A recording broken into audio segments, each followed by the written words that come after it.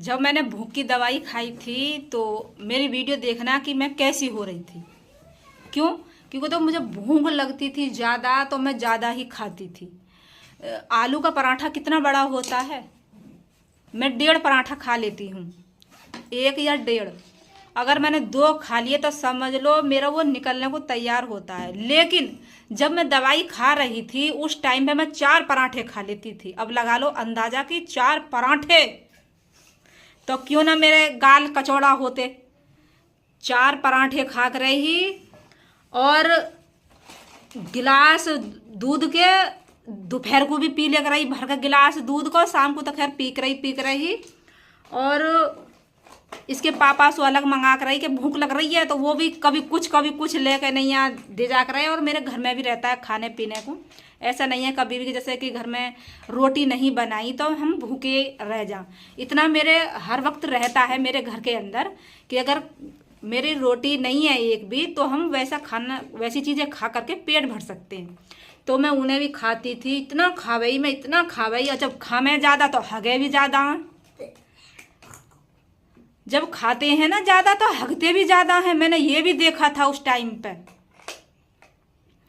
भैया बहुत सारा तो मैं खा जा गई और बहुत सारी टट्टी करे रही।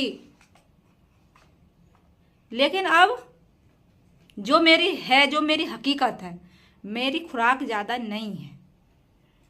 बेशक मैं 2 बच्चों की माँ हो गई, लेकिन खुराक मेरी आज भी वही है जो मेरी पहली थी। और मेरा समय कुछ भी नहीं है खाने का।